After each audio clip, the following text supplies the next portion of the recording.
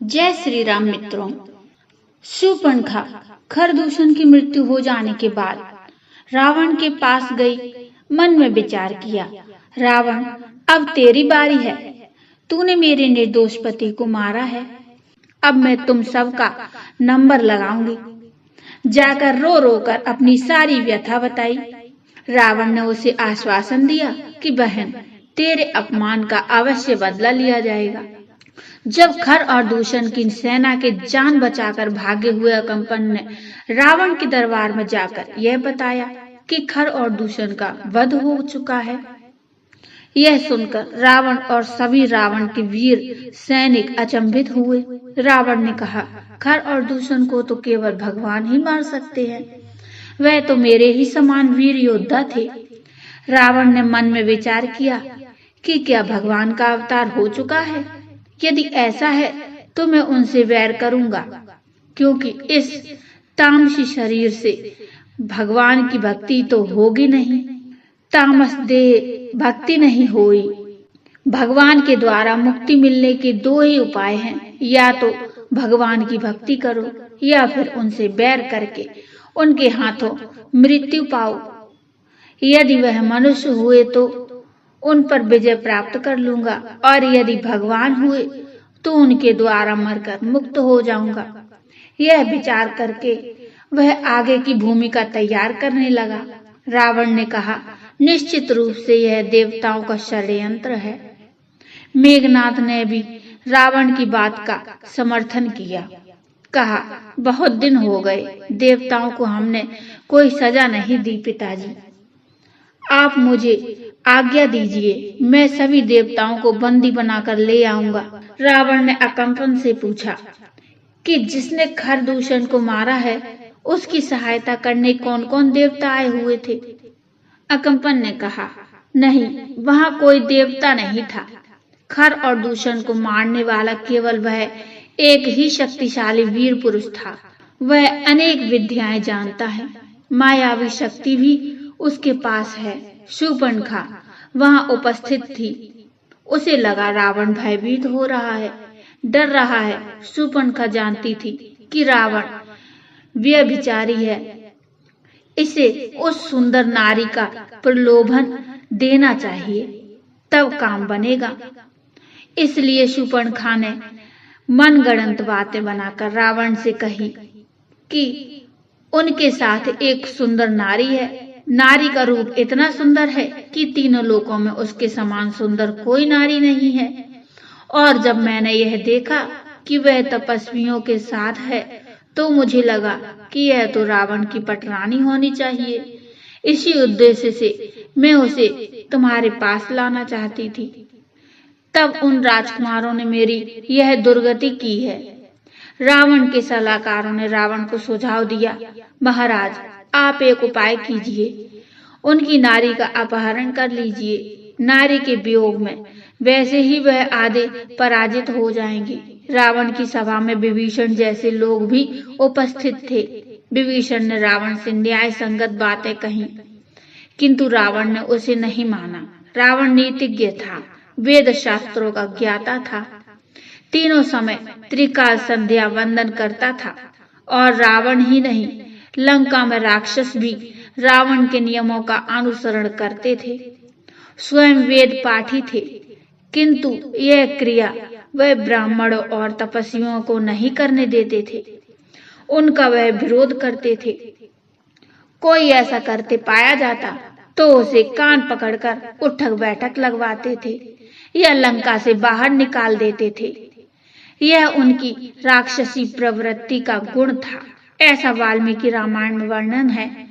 स्वयं सब कुछ करते थे किंतु दूसरों को नहीं करने देते थे। लंका में विभीषण स्वयं राम नाम की माला जपता था। घर पर राम नाम अंकित करवा रखा था। राम नाम अंकित गृह शोभा विरीण न जाए।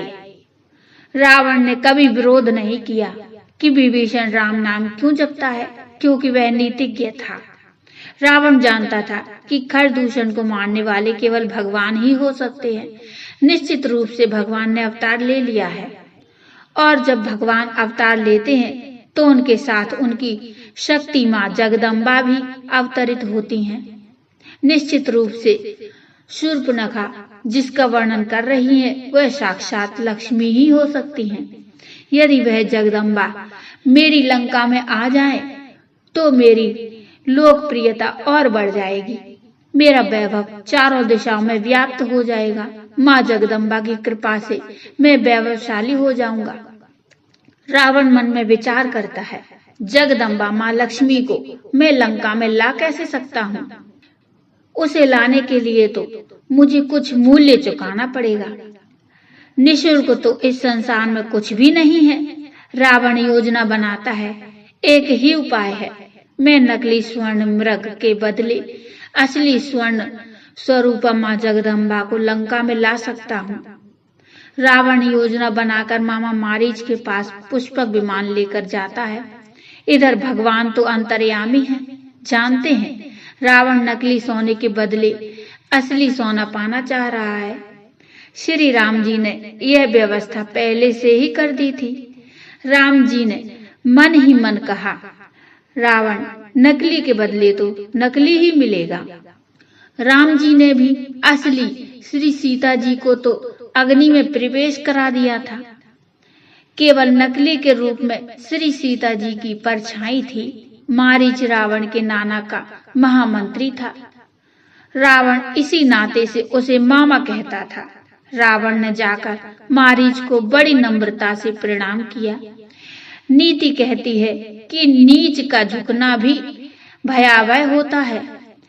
नीच यदि झुकता है तो उसके पीछे कोई कारण होता है। मारीच ने यह जान लिया कि अवश्य कोई संकट आने वाला है। रावण जैसा महाप्रतापी आज आकर मुझे प्रणाम कर रहा है, अवश्य कोई बात है। मारीच ने रावण से उसके आने का कारण पूछा। रावण ने कहा, तुम एक मायावी मृग बन जाओ। मारीच बोला, मैं एक इंसान हूँ, मुझे जानवर क्यों बनना है? इससे तुम्हें क्या फायदा होने वाला है? रावण ने कहा, मुझे श्री सीता जी का हरण करना है। तुम नकली स्वर्ण मृग बनकर अपने रूप से सीता का मन लुभाना, तब उनके पति राम तुम्हारा पीछा करते हुए वन में जाएंगे और मैं सीता का हरण कर लूंगा। मारीच ने रावण को समझाया किस तरह वह एक समय विश्वामित्र मुनि के आश्रम के निकट था। तब राम जी ने उसे बिना फल का बाण मारा था और वह 400 कोस दूर जाकर गिरा था। मारीच ने रावण को बहुत समझाया कि तुम जिसका हरण करना चाहते हो वह जगत जननी है, जगदम्बा है और राम जी स्वयं भगवान है। उनसे बैर मत लो, तुम्हारा सर्वनाश हो जाएगा। रावण नहीं माना। रावण ने कहा, तुम्हें मेरा यह काम अवश्य करना पड़ेगा, नहीं तो मैं तुम्हें मृत्यु दंड दूंगा। मारीच जान गया, दोनों तरफ से मेरी मृत्यु निश्चित है। जाता हूँ तो राम जी के हाथों मारा जाऊंगा, नहीं जाता हूँ तो यह दुष्ट रावण मुझे मार देगा। इससे अच्छा है कि मैं श्री राम जी के हाथों मरूं। मारीच ने रावण की सलाह मानकर उसके साथ पुष्पक विमान से पंचवटी के निकट आ गया। तो बोलो जय श्री राम। मित्रों, मैं इससे आगे का प्रसंग भी लेकर आऊंगी। मित्रों, ये रामायण का प्रसंग आपको कैसा लगा मुझे कमेंट में बताइए। कमेंट में जय श्री राम अवश्य लिखिए। ये प्रसंग अच्छा लगा हो तो लाइक करिए, चैनल को सब्सक्राइब कर लीजिए। मिलते हैं फिर एक और नए प्रसंग, नई कथा को लेकर। तब तक के लिए जय श्री राम।